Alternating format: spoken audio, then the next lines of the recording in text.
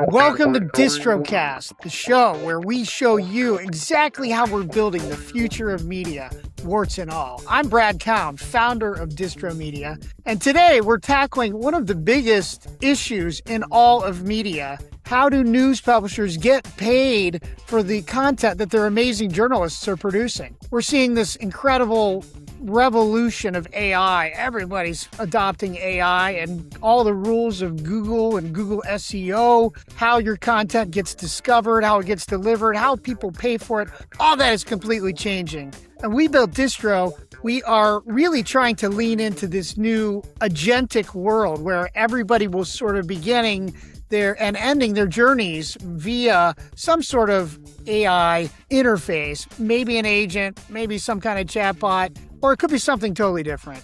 But it might probably replace the browser as we know it right now, as the way it works right now. So now at Distro, we're trying to solve this problem for our users, both our readers and our publishers. We did a ton of product market fit interviews, talking to tons of journalists, solo journalists. What do you need most? Everybody said more distribution and getting paid. So we're trying to figure out how people can use their agents to pay for those articles, single articles, without having to sign up for an account or also get a subscription. And that's why we did the Agentic Newsstand pilot project in March, where we demonstrated that it was possible to use your AI to buy a single article using micropayments, so it doesn't just completely eat up the cost of the article. Let's say the cost of the article is $1. You can't spend 50 cents on the transaction fee, so it has to be minimal, and that is actually becoming available through new technology, these micropayments. So we're trying to set it up now. So we had a couple discussions this week with my startup team, January Jones, who is our amazing producer and advisor, and also Vaskin Kisoyan, the founder of Agentic Insights, who's our technical lead here at Distro. Vaskin's going to talk to you about this. When an AI like ChatGPT does a search, it might scrape 8 different sources in a split second just to form its first thought. So there's all sorts of different ways this might work in this agentic world that's evolving. If you're a publisher, you might see the traffic from all those agentic scrapes, but you're not seeing a dime. Content redistribution is being redefined right now. With it's a matter of how many humans versus agents will be the consumers, content and services. The real question is, what does that same piece of content look like to an agent that's requesting it? Because we're going to have maybe 100 agents requesting the same article that one human will request. How do you value that differently? How do you monetize that? And how do you make the connection? So let me just give you an example, if I may share. Please. I just did a search for bananas on ChatGPT, and oops. And then when you go to like the thought for 44 seconds about bananas, right? Look at how many sites it is going to scrape, okay? Like just for the first thought, it looked and pulled, let's say 8 articles. Let's say these are articles on Distro, or maybe one of these was.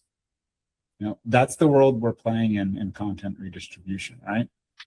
So each one of these requests was paid for by someone.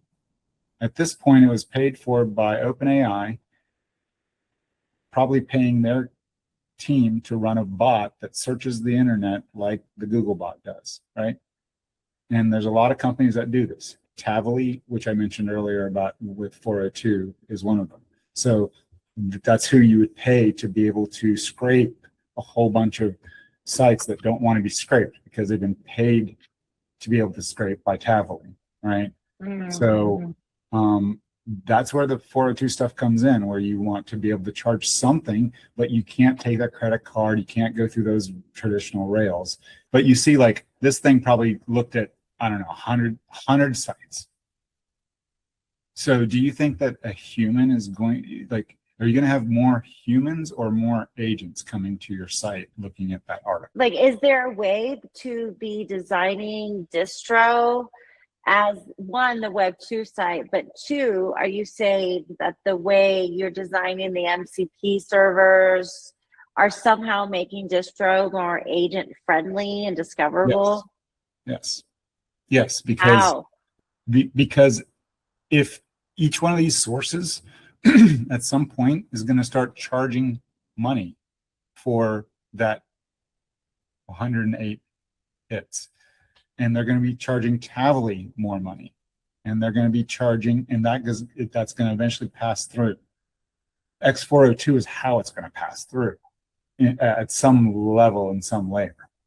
So exposing that directly to a publisher so they can take a cut of an agent asking for the article, they can rake in those 500 requests from agents and that one request from a human at a different price point.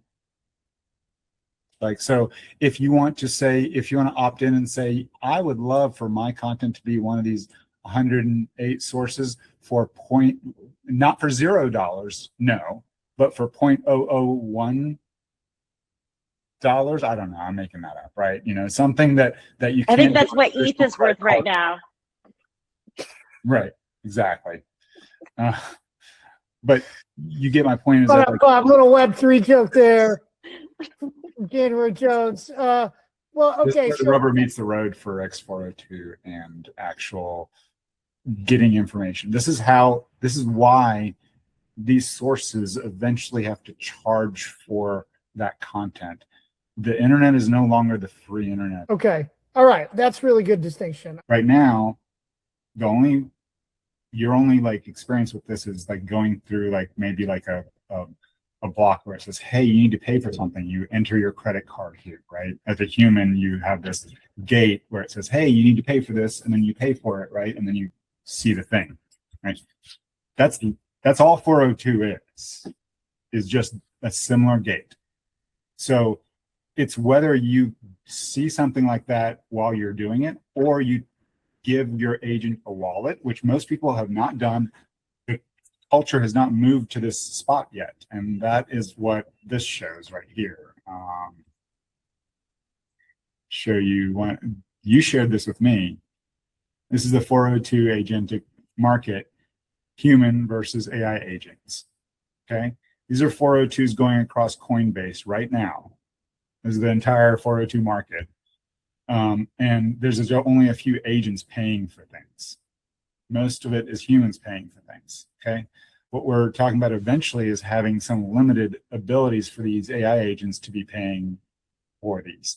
And the 402 will work the same, whether it shows a wallet to a human and lets them pick and say yes, or whether an agent can just say, yeah, that's a good price for it, just let it through, which will happen in a split second. So eventually we'll get more of these. They may be much, much, much smaller, but eventually the volume of these will be much higher than what you're seeing here. This is the very beginning of X402. And this is what I want as a reader, news buyer, consumer of information, is that my little dream bot, that my reader bot, whatever I have, I've said, I want these topics. I want the latest news on it. I'll pay up to $1 per article, right? No subscriptions. And so go out, retrieve those to me all day, right? Like that's as a news use case is something I'm interested in, but to give my agent parameters, permissions that are listened to and can stay in those confines. And with this protocol, it seems much easier to kind of track and know the security if it only is going to do this through this protocol. Yeah, but as you saw in the previous case, you saw 108 sources cold. So as long as the publisher understands the difference between a human viewing that page being monetized versus an agent rolling it up into a 108 source summary that it's pulling up, that it may have to do 5,000 times for various reasons that have nothing to do with the point of selling the content. You just need to be able to price that properly so it's not zero.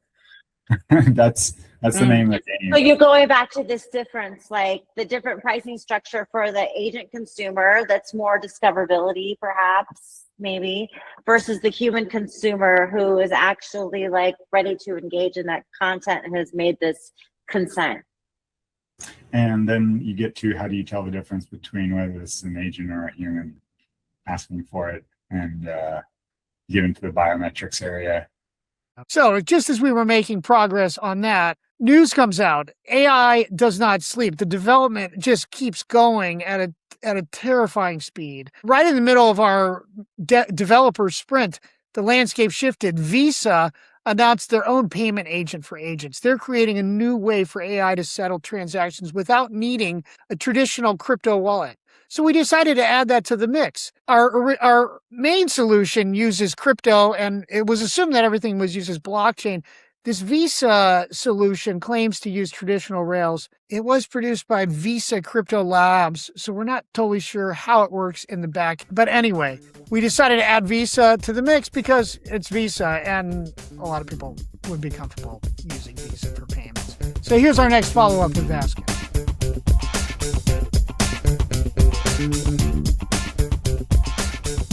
The agentic market, the way you get on this board, is you run a 402 transaction on this network that is a live transaction. Okay. And then if you do so and you embed kind of like identifying information in there for x402 specifically, then that's how you get this thing right here, is that it will check and tie that transaction that was in the ledger back to a domain. So, and is that, what's really cool is sometimes you can see a whole bunch of agents doing a whole bunch of transactions at once. So it doesn't always look like this. Just a while ago while you were talking, there's like this block of transactions that an agent or multiple agents made all at the same time. And it was like, it looked denser than this up here, but just like all in one block, kind of like floating across. So these are live transactions being made by human versus AI. And I think what we're going to eventually see is this thing inverted. And so I think when we do those first few tests, there'll be the first few dots here. And that's what ties back to this services tie-in.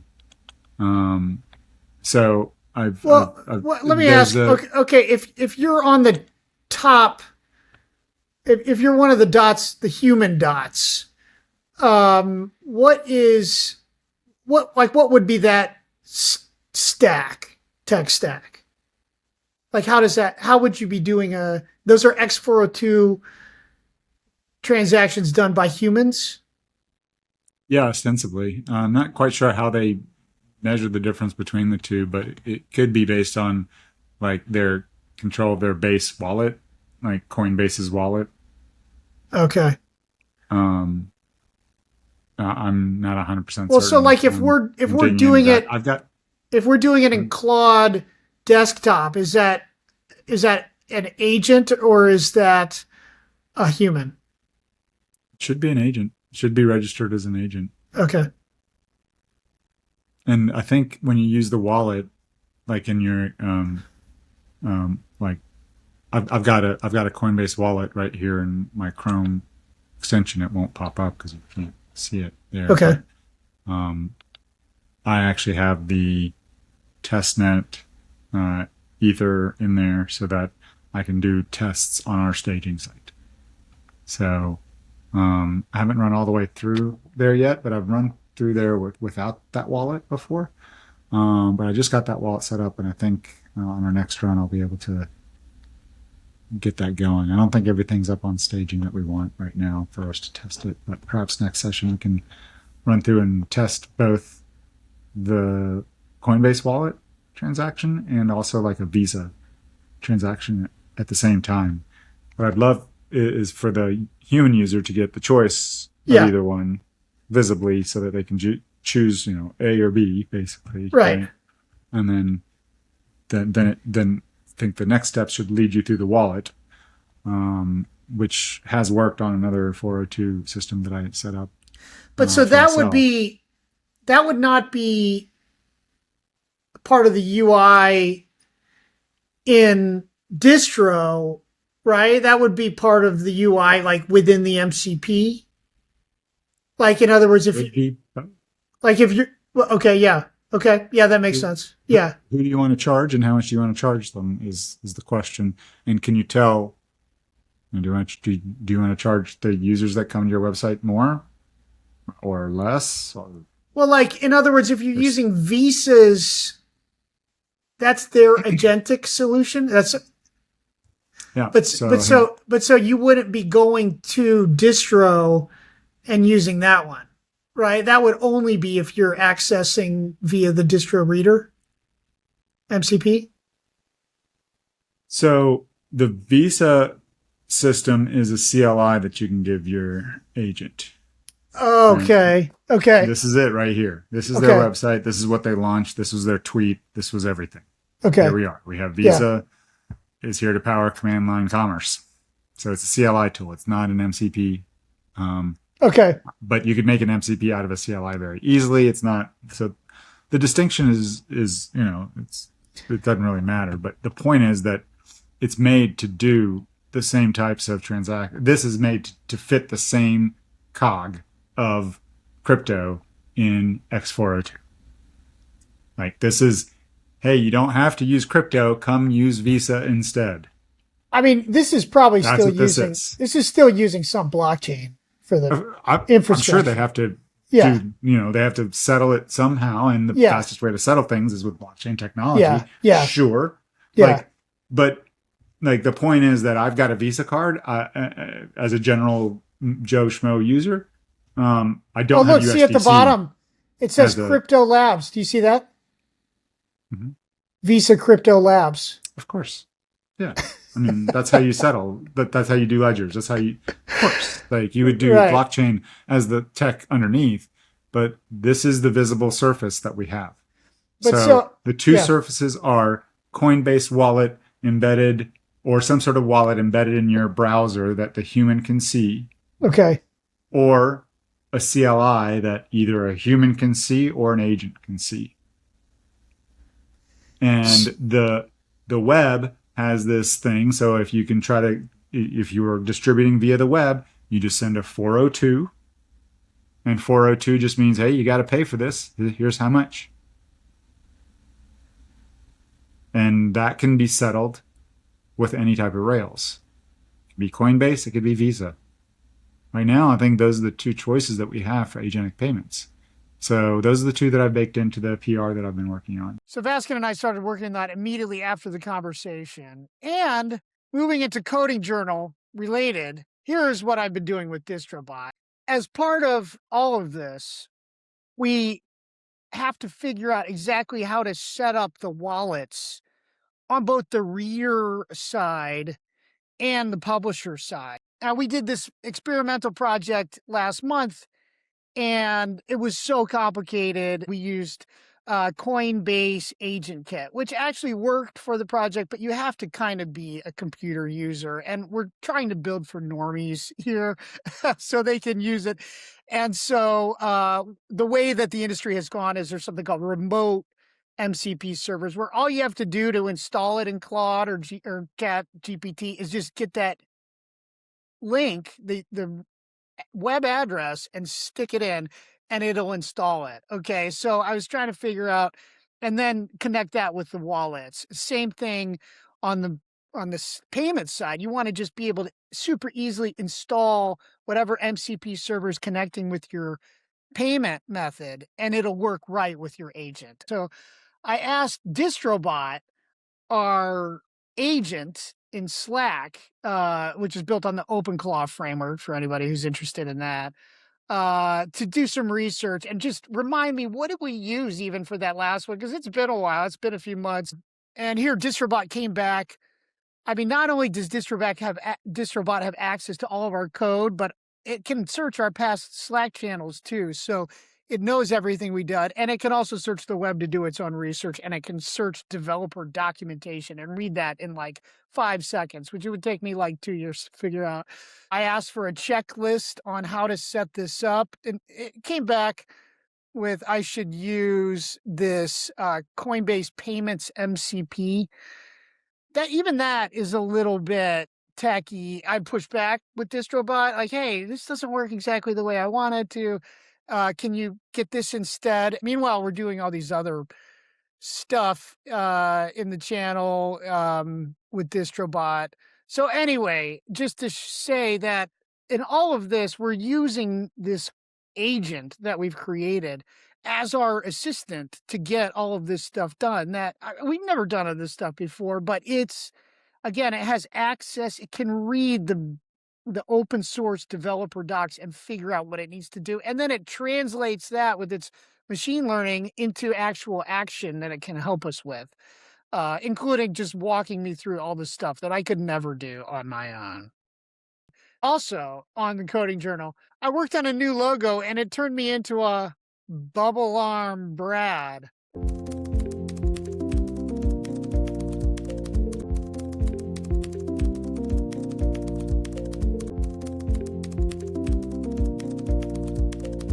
That's what's been happening in Distro Media lately. Coming up on our next show, we're going to try to actually put this stuff into production. We'll see how far we get. Follow the journey on socials, YouTube, and of course at app.distro.media, where we're publishing all of our content, including Building in the Open with Coding Journal. I'm Brad Keoun, and I'll see you making headlines.